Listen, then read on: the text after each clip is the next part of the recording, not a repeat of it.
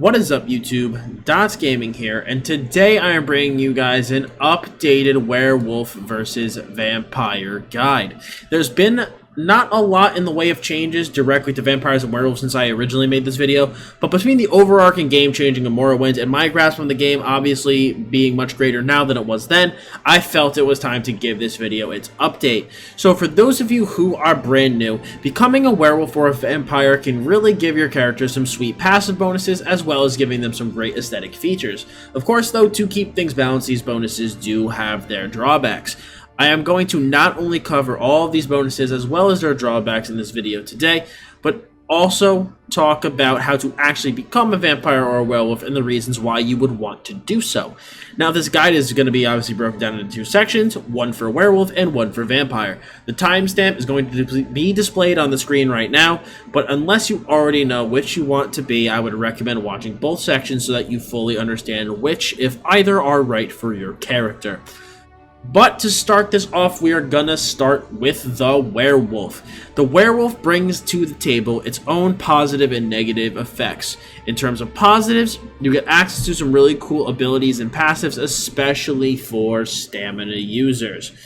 Now, in terms of the passives and the abilities, we are looking at werewolf transformation, where you transform into a beast and you fear up to 3 nearby enemies for 4 seconds, and while transformed, your light attacks cause the enemies to bleed for physical damage over 8 seconds, and your physical and spell resistance are increased, and while slotted, you gain stamina recovery by 15%. So even if you're not in werewolf transformation, your stamina recovery will be increased by 15%. The first morph of this pack leader also summons 2 wolf companions to fight by your side. The other one, Werewolf Berserker, increases the damage of your light attack bleed from the transformation. Your next ability is Pounce, where you pounce on an enemy with Primal Fury to deal physical damage and stun them if they're already off-balanced.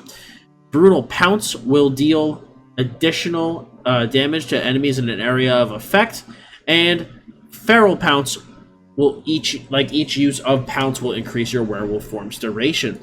The next thing that we have is Hircine's Bounty, where you invoke the Huntsman's Blessing and heal yourself. And Hircine's Rage increases this weapon damage for the caster, and Hircine's Fortitude adds a heal over time effect. So those are the 2 different morphs you're looking at. We have Roar. Roar is simply a fear. Fears up to 3 nearby enemies, afflicting them with fear and sending them off balance for about 4.5 seconds, 4.3 seconds. And the first one is Ferocious Roar. That is the first morph. Killing fear targets leaves nearby allies off balance and disoriented, and Rousing Roar increases the weapon damage of nearby allies. We also have Piercing Howl. Crush an enemy with a deafening howl, dealing physical damage and knocking them down for 3 seconds. Howl of Despair adds a Feeding Frenzy synergy, which will increase all allies' basic attacks, and Howl of Agony will deal increased damage to enemies that are currently feared. We also have Infectious Claws, which allows us to maul enemies in front of us with their tainted claws, dealing physical damage and additional disease damage over 10 seconds. Claws of Anguish will cause the target to receive less healing, and Claws of Life will cause you to gain a hot based on the damage done. In terms of some passives, the passives for werewolves are only affect the player while you are in werewolf form. Keep that in mind. If you're playing a werewolf, you need to be in werewolf form to fully utilize these passives. The rank 2 gives you additional 100% stamina recovery from your heavy attacks, that is Pursuit. Devour allows you to devour corpses to increase the duration of your werewolf transformation. Blood Rage increases the time in your werewolf form by 3 seconds every time you take damage. This effect can occur once every 3 seconds. Blood Moon allows you to turn another player into a werewolf while you are at a werewolf ritual site. I will go over more about this later in the next section. We have Savage Strength, which increases your weapon damage by 18%, and Call of the Pack, which reduces the remaining cost of the remaining in werewolf form by 20% for each transformed werewolf in your group, including yourself, up to a maximum of 80%. In terms of negatives, though, you do become vulnerable to some Fighters Guild abilities due to their passives, namely the ultimate Dawnbreaker. Dawnbreaker will hit you very, very hard at PvP, especially if the player has points in the Fighters Guild passive skill tracker, which makes damaging Fighters Guild abilities deal an additional 20% damage to undead, Daedra, and werewolves. I've been able to conclude from just looking stuff up that is what makes Dawnbreaker hit vampires and werewolves as hard as it does. Also, in addition, while you are in werewolf form, you do take extra poison damage, and poison is very prevalent in a PvP environment, so that is something to keep in mind if you would like to make your character a werewolf for a PvP type of environment. You're probably wondering, though, should I make my character a werewolf? Well, anyone who wants to play a stamina-based DPS build could potentially benefit from becoming a werewolf. At the time of making this video, though, werewolves are not in the strongest of spots, and generally playing one will end up causing a DPS loss. But again, generally. Ultimately, it is up to you to decide for yourself if becoming a werewolf will benefit your build, but in the current state of the game, it is not one of the strongest things to do. Again, I have seen people build some really solid builds around it, but for the general user, it's not in the greatest of spots at the time of making this video. That could be different if you're watching this guide at a later time, but again, the main takeaway, only stamina users are going to want to be werewolves. Magical users get zero benefit from being a werewolf. Now, when it comes to actually becoming a werewolf, you have one of three options. You can either buy the werewolf bite off the crown store, be bitten by an NPC, or be bitten by a player. The easiest of these options is obviously just to buy it off the crown store for 1,500 crowns. Done and done. But the second option, which is the one that I recommend to people, is to be bitten by a fellow player. Players who are werewolves that have a skill point placed in Blood Moon are able to turn you into a werewolf. In order to contract lycanthropy from a player, though, you need to find a werewolf player with that trait I just mentioned and go to a werewolf shrine, as shown here on my map. The Destinations add-on or a Google search is going to be able to easily help you find these locations, but you want to come there with a werewolf player and have that player bite you here.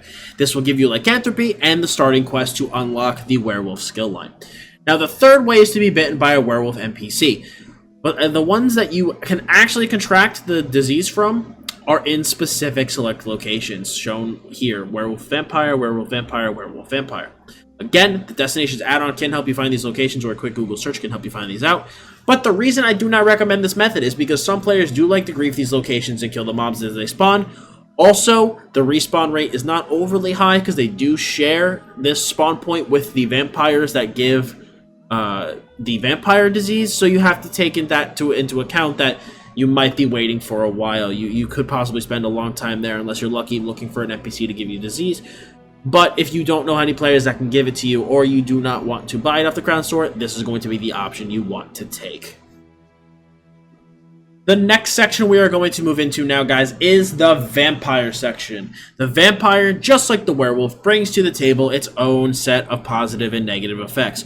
Unlike the werewolf, though, the vampire has passive negatives and positives that gives the player depending on what stage of vampirism you're in. Sanguinaire Vampirus, the disease that gives you the vampire skill line, has 4 stages, with each stage lasting 6 hours. Casting vampire abilities, though, will advance this time by 30 minutes. So let's say, for example, you want to be in Vampire Stage 4, repeatedly using a vampire ability will chop 30 minutes off the time every single time you use it. Beating as a vampire, though, will also lower your stage by 1. The passives that being a vampire, though, brings are as follows. The all-the-time passive abilities that don't come from the skill tree. Your health regenerates 75% slower. You take 25% more damage from fire. Your vampirism abilities cost 21% less and advance your stage. And as I said, feeding reduces your vampirism stage. And you have to sneak up behind a enemy humanoid to feed. Again, this is at stage 4. Obviously, stage 1, stage 2, stage 3. These are slightly lessened, but these are the full values at stage 4, which a lot of times is what you're going to want to be at for all of the passive bonuses that come along from being a vampire, which I am going to go over next, along with the abilities that you gain. These are some really, really solid abilities that you gain from being a vampire. So starting off with the abilities, guys, we have Bat Swarm. Darken the sky with a cloud of bats, dealing magic damage to nearby enemies every second. When you use Clouding Swarm, you also are able to teleport to a player, and when you use Devouring Swarm, you gain life for each target hit. I know Clouding Swarm says it grants invisibility, but that is an old tooltip, and it is not that way anymore. The next ability is Drain Essence, which consumes an enemy life force, dealing magic damage and restoring 20% of your missing health every second for 3 seconds, and when you activate the Drain, the enemy is stunned for 3 seconds. Invigorating Drain also gives you 5 ultimate every second, and Accelerating Drain grants minor expedition, increasing your movement speed by 10% for 17 to 20 seconds. And then the last ability we have is Mist Form, which you dissolve into a dark mist, reducing your damage taken by 75% for 4 seconds, and removes and grants you invulnerability to all CC and immobilization effects while active, but you cannot be healed, and your Magicka recovery is disabled. Elusive Mist also grants Major Expedition, which gives you movement speed, and then Baleful Mist will deal damage to nearby enemies. So as you guys can see, the abilities from the tree are heavily geared towards Magicka users, but the passives can be utilized by both. So moving into the passives, the first one we have is Savage Feeding. After feeding, your target is set off balance and stunned for 4 seconds. Supernatural Recovery gives you 10% additional Magicka and Stamina Recovery. Blood Ritual allows you to turn another player into a vampire once every 7 days by returning to a vampire ritual site. On Death, which, while having Vampirism stage 3 or higher, reduces the damage dealt to you when you fall below 50% health. And the lower your health is, the more that this effect is the more prevalent this effect is, up to 33%. So the lower on health you get, the less damage you take. Very, very strong passive. You have Unnatural Resistance, which reduces the severity of the health recovery issue that you get from being a vampire in stages 2 through 4. And then Dark Stalker, which decreases the movement speed penalty while on crouch by 50% and decreases the time it takes to crouch by half while it is nighttime. The other main negative that being a vampire brings is that, again, just like being a werewolf, you become very vulnerable to some Fighters Guild abilities due to their passives, namely the ultimate Dawnbreaker. Dawnbreaker is going to hit you very, very hard, especially in a PvP environment, if the player has points in the Fighters Guild passive skill tracker, which again makes damaging Fighters Guild abilities deal an additional 20% damage to Undead, Daedra, and Werewolves. Now you're probably wondering, should I make my character a vampire?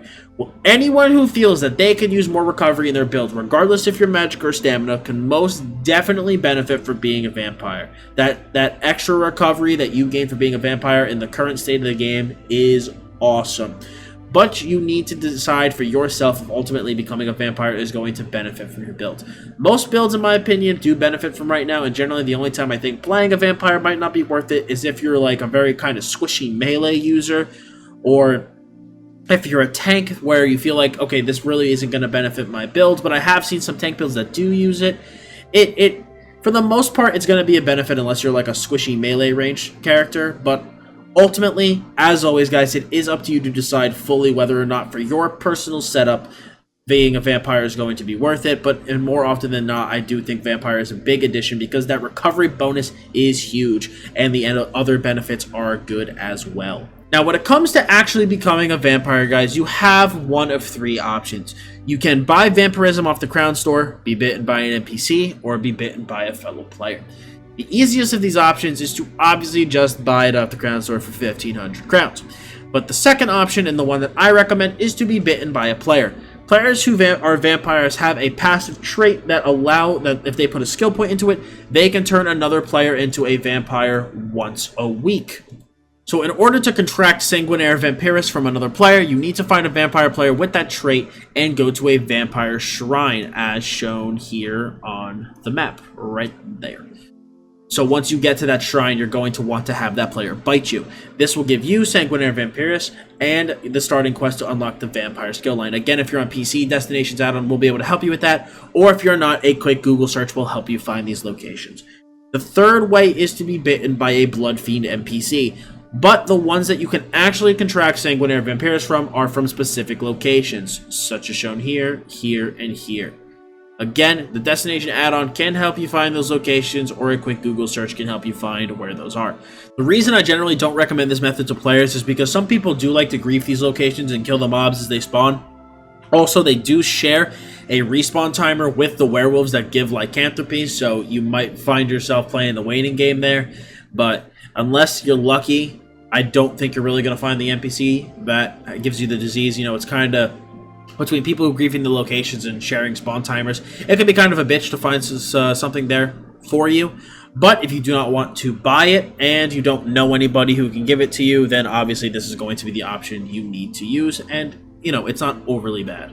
Now, for those of you who are vampires or werewolves and want it cured, you don't want to be one anymore, you need to go to the Mages Guild in order to get that cured. But there's 3 different Mages Guild locations that you're able to go to, 1 for each faction. For the Daggerfall Covenant, you need to go to the Mages Guild inside of Ben Korai. For the Ebonheart Pact, you need to go to the one inside of Riften. And then for the Aldmeri Dominion, you need to go to the one in Ral Ka. Those are the 3 different zones based on the factions where you could find the person to cure you. They will be somewhere inside of that building. Keep in mind, guys, though, that becoming a vampire or a werewolf absolutely is not necessary, but it can help you give your build a bit of extra stats if you feel your character's setup will benefit from them. But that's about it for me today, guys. If you have any questions regarding vampires or werewolves or anything ESO related, please leave a comment below and I will be happy to help. If you liked this video, of course, and found it helpful, please hit that like button, and of course, please subscribe as well as hit the little bell next to it to be always notified, hopefully, about when I'm doing stuff on YouTube. And guys, my stream schedule, Monday and Wednesday, 7 p.m. to 10:30 p.m. Eastern Standard Time, and it never changes. That is my schedule every week. You can also follow me on Twitter or join the Discord server in order to always be notified with what I'm doing. But that is always my schedule and will not change. So if you guys want to come see me live, you can come stop by one of those 2 days and I will be there streaming.